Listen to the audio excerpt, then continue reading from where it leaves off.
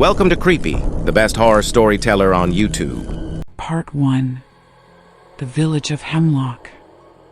The Village of Hemlock was a place of tranquility and charm, nestled amidst a picturesque landscape of rolling hills, verdant meadows, and a meandering river.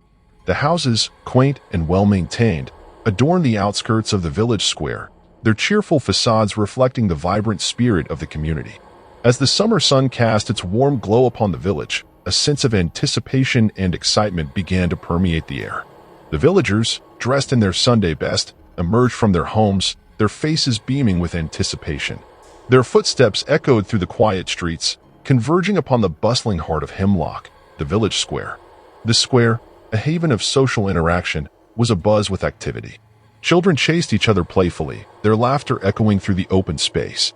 Mothers exchanged pleasantries while their husbands engaged in lively discussions about the local harvest and the upcoming summer festival.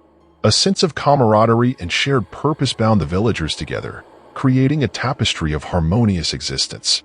Yet, beneath the veneer of tranquility, a subtle tension lingered, a whisper of an ancient custom that had been passed down through generations. The annual summer lottery, an event deeply rooted in the village's history, was about to unfold, casting its shadow upon the seemingly idyllic setting. As the villagers gathered in the square, their eyes turned towards the makeshift stage at its center. Upon this platform stood a large, black box, its contents shrouded in mystery. The box, a symbol of both tradition and uncertainty, held the key to the village's fate, a harbinger of both joy and sorrow. The anticipation grew palpable as the designated lottery official, Mr. Hutchinson, stepped onto the stage. A respected figure in the community, Mr. Hutchinson exuded an air of authority and gravitas. His presence, coupled with the ominous presence of the black box, signaled the commencement of the ritual, an event that held the power to disrupt the tranquil rhythm of Hemlock. Part 2. The Gathering. As Mr. Hutchinson cleared his throat, a hush fell over the crowd. The villagers, their faces a mix of anticipation and apprehension, turned their attention towards him, their eyes fixed on his every word. The air crackled with spannung, the weight of anticipation pressing down upon the gathering. Despite the underlying tension, a sense of camaraderie still permeated the atmosphere. Familiar faces greeted each other with warm smiles and friendly nods, their voices intertwining in a symphony of small talk. The children, their youthful exuberance undiminished by the impending ritual, continued their playful antics, their laughter providing a counterpoint to the somber undercurrent. The scene was one of stark contrasts, the cheerful banter and light-hearted interactions juxtaposed against the looming presence of the lottery. It was as if the villagers had compartmentalized their emotions, creating a temporary truce between their everyday lives and the impending ritual. As the designated time for the lottery approached, the villagers began to gather around the stage, forming a semicircle that encapsulated the black box.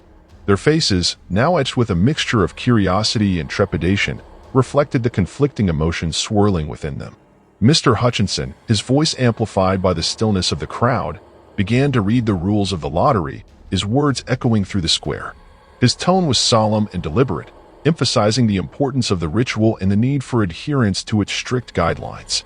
The villagers listened attentively, their heads nodding in acknowledgement. Despite the familiar words, a sense of unease lingered, a creeping awareness of the potential consequences that lay ahead. The lottery, though a deeply ingrained tradition, held the power to shatter the tranquility of their existence, transforming their seemingly idyllic community into a stage for an unpredictable and potentially tragic drama. Part 3. The Preparations. Mr. Hutchinson's voice trailed off, leaving the villagers suspended in a moment of anticipation. The air crackled with spannung, the weight of uncertainty pressing down upon the gathering. All eyes were fixed on the black box, its contents shrouded in mystery, holding the key to the village's fate. As if emerging from a trance, the villagers began to move, their actions dictated by the well-rehearsed choreography of the lottery. A hush fell over the square as the preparations commenced, each step imbued with a sense of solemnity and ritualistic significance. Mr. Hutchinson, his face etched with seriousness, approached the black box. His movements were slow and deliberate, as if performing a sacred act. He reached into the box and carefully extracted a handful of slips of paper, each bearing a single name neatly inscribed upon it. The villagers watched in rapt attention as Mr. Hutchinson carefully counted the slips, ensuring that there was one for each household in the village. The number of slips, a symbol of the community's collective fate, represented the interconnectedness of their lives, the shared destiny that bound them together. With the slips counted and verified, Mr. Hutchinson placed them back into the black box, ensuring that they were well mixed and concealed from view. The box, once again, became a vessel of uncertainty, a source of both hope and trepidation for the villagers. As Mr. Hutchinson stepped away from the box, his eyes scanned the crowd, searching for the designated representatives of each household. The villagers, their hearts pounding with anticipation, exchanged uneasy glances, their smiles replaced by a look of grim determination. The lottery, a tradition deeply rooted in the village's history, was about to unfold, its outcome poised to disrupt the tranquility of Hemlock. The black box, a symbol of chance and consequence, stood as a stark reminder of the unpredictable nature of human destiny. Part 4. The Drawing. The moment of truth had arrived. The villagers, their faces etched with tension, formed a silent line before the stage. Their eyes, wide with anticipation, darted from the black box to Mr. Hutchinson, who stood beside it, his expression grave and unreadable.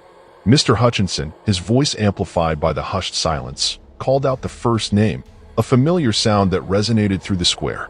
The man whose name was called stepped forward, his steps echoing in the stillness, his heart pounding in his chest. With a trembling hand, the man reached into the black box and drew out a slip of paper. He unfolded it slowly, his eyes widening in a mix of shock and disbelief. The villagers, their eyes fixated on his face, watched as a collective gasp rippled through the crowd. The man, his voice barely a whisper, announced his name. A wave of relief washed over the villagers as they realized that they had not been chosen. The tension, momentarily lifted, gave way to a renewed sense of apprehension as they awaited the next name. One by one, the villagers stepped forward, their hands reaching into the black box, their eyes scanning the slips of paper for the dreaded mark. The square was filled with a cacophony of emotions, relief, anxiety, and fear, a reflection of the unpredictable nature of the lottery. As the drawing progressed, the tension mounted. The villagers, their faces pale and drawn, watched each other with a mix of suspicion and concern. The black box, once a symbol of tradition, now loomed like a menacing specter, its contents holding the key to their fate. Finally, only a handful of villagers remained, their names yet to be called. The air crackled with spanung, the weight of anticipation pressing down upon the gathering. The villagers, their hearts pounding in their chests, held their breath, dreading the moment when the final name would be revealed. Part 5. The Revelation. The final name echoed through the square, sending a chill down the spines of the remaining villagers. The man whose name was called, his face etched with disbelief, slowly made his way to the stage. His footsteps, heavy with dread, seemed to drag him forward, as if an invisible force was pulling him towards his fate. Mr. Hutchinson, his voice barely audible above the collective gasp of the crowd, instructed the man to draw from the black box. The man, his hand trembling, reached into the box and retrieved a slip of paper. As he unfolded it, a look of horror washed over his face. The villagers, their eyes wide with terror, watched as the man's hands crumpled the slip of paper. A collective gasp swept through the crowd, followed by an eerie silence that hung heavy in the air. The man, his voice choked with emotion, announced his name, the sound echoing through the square like a knell. The villagers, their faces pale and stricken, stared at the man, their hearts filled with a mixture of shock, disbelief, and dread. The revelation, like a sudden storm, had shattered the illusion of their tranquil existence, exposing the dark underbelly of their seemingly idyllic community. The black box, once a symbol of tradition, now stood as a monument to their collective fear. The villagers, their eyes downcast, retreated to the edges of the square, their once vibrant community reduced to a group of isolated individuals, each grappling with the weight of the lottery's outcome. The revelation, like a poison, had seeped into their lives, tainting their perception of the world around them. The villagers, their hearts heavy with despair, questioned the very foundation of their society, wondering if the tradition they had so blindly followed was nothing more than a cruel and senseless ritual. Part 6. The Stoning. The atmosphere in the square had transformed from one of anticipation and excitement to one of dread and foreboding. The villagers, their faces pale and drawn, stood silently as the gravity of the situation sank in. Mr. Hutchinson, his voice stern and unyielding, announced the commencement of the ritual. The villagers, their eyes downcast, exchanged uneasy glances, their minds struggling to comprehend the events that were unfolding before them. As if guided by an unseen force, the villagers began to disperse, their footsteps heavy with resignation. They moved towards the outskirts of the square, their eyes scanning the ground for suitable stones.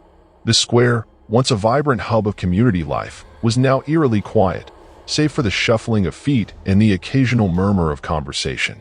The villagers, their faces etched with a mixture of fear and determination, gathered stones, their hands instinctively selecting the sharpest and heaviest ones. The stones, once symbols of construction and growth, now represented destruction and sacrifice. The villagers, their once jovial community torn apart by the lottery's outcome, were poised to enact a ritual that had been passed down through generations, a dark tradition that lay at the heart of their existence. Mr. Hutchinson, his expression grim and resolute, stood at the center of the square, his eyes surveying the scene. He raised his hand, signaling the commencement of the stoning. The villagers, their hearts pounding in their chests, tightened their grip on the stones, their bodies tense with anticipation. As the first stone struck the ground, a collective gasp echoed through the square. The sound, like a knell, signaled the beginning of the ritual, a moment of reckoning that would forever alter the course of the village's history. The villagers, their faces contorted in a mix of fear and determination, hurled their stones, their movements driven by a primal instinct to conform and participate in the ritual. The stones rained down, each impact echoing through the square, a chilling testament to the power of tradition and the fear of deviating from the norm. The villagers, their faces streaked with tears and sweat, continued their relentless assault, their actions fueled by a mix of guilt, fear, and a desperate desire to appease the unknown forces that governed their lives.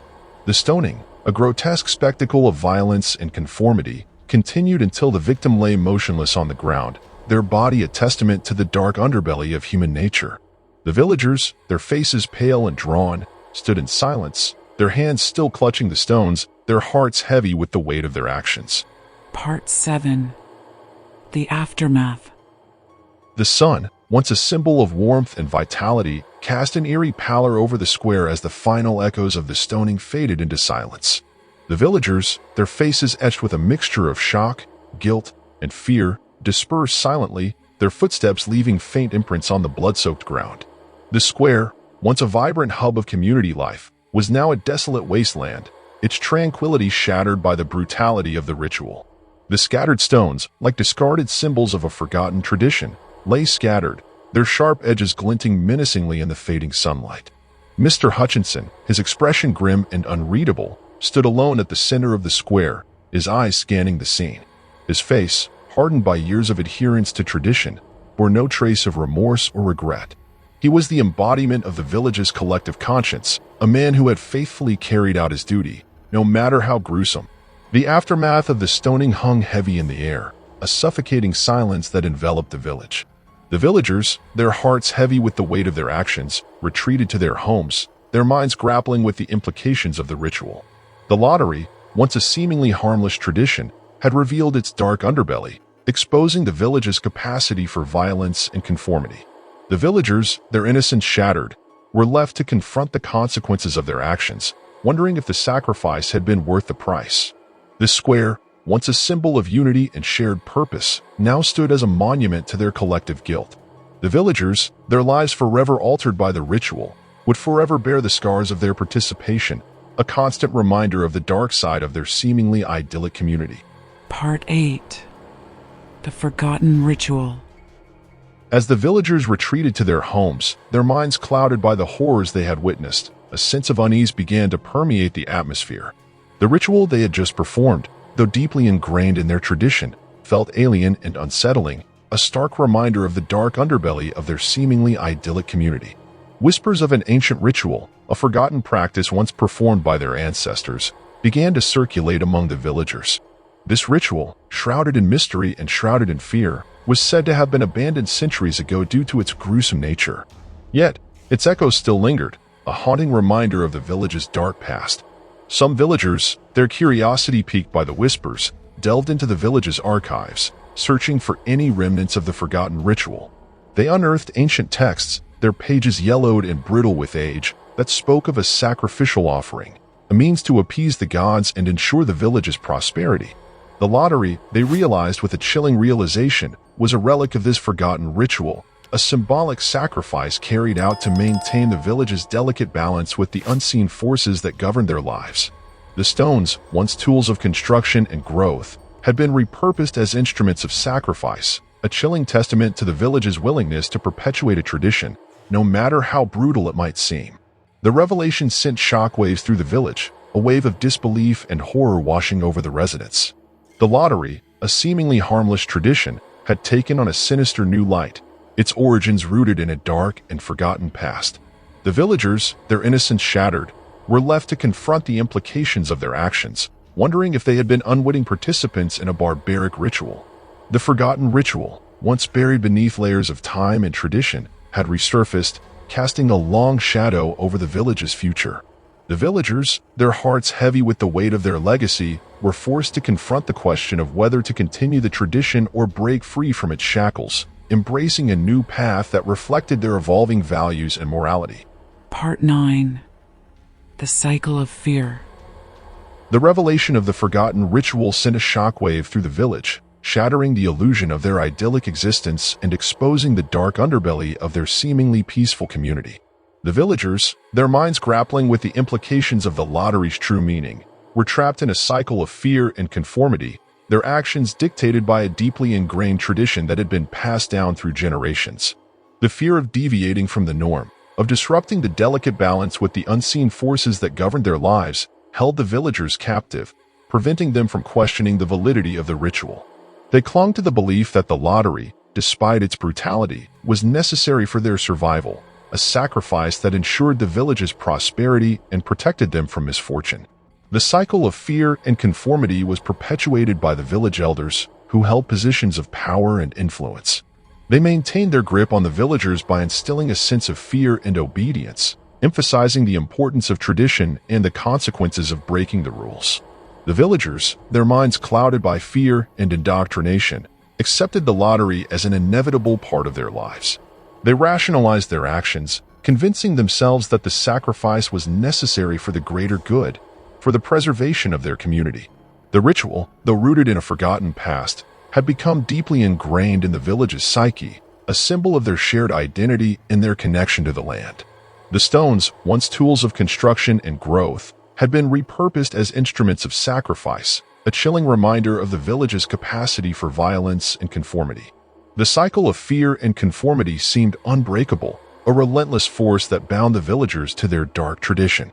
The lottery, a symbol of their collective guilt and complicity, continued to cast its shadow over the village, a reminder of the price they were willing to pay for the illusion of peace and prosperity. Part 10. The Breaking Point. As the villagers grappled with the weight of their history and the implications of the lottery's true meaning, a flicker of dissent began to emerge. Amidst the sea of fear and conformity, a few brave voices dared to question the tradition, their words echoing through the village like whispers of hope in a storm of despair. These voices belonged to those who had seen beyond the illusion of peace, who had witnessed the darkness that lurked beneath the surface of their seemingly idyllic community. They were individuals who had experienced the lottery's brutality firsthand, who had seen the fear in the eyes of their neighbors and the pain etched on their faces.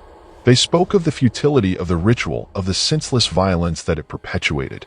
They argued that the lottery, instead of bringing prosperity, had fostered a culture of fear and conformity, a legacy of darkness that had cast a shadow over their lives for generations. Their words, though met with resistance and hostility, gradually began to find resonance among the villagers. The seeds of doubt had been planted, and the cycle of fear and conformity was beginning to show cracks. The villagers, their minds torn between the familiar comfort of tradition and the allure of a new path, engaged in a heated debate. They argued about the validity of the lottery, questioning its necessity and its role in their lives.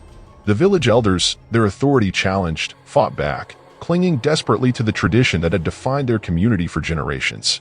They invoked the fear of the unknown, the potential consequences of disrupting the delicate balance with the unseen forces that governed their lives. The debate raged on, dividing the village into two factions, those who clung to the past and those who dared to dream of a new future. The lottery, once a symbol of unity and shared purpose, had become a catalyst for change, a stark reminder of the power of individual voices to challenge the status quo. As the debate intensified, the villagers were forced to confront a fundamental question: whether to continue the cycle of fear and conformity or to break free from its shackles, embracing a new path that reflected their evolving values and morality. The fate of the village hung in the balance, its future uncertain, but a glimmer of hope flickered amidst the darkness, a promise of a new dawn. Thank you for watching. Please like, share, and subscribe for more similar horror stories.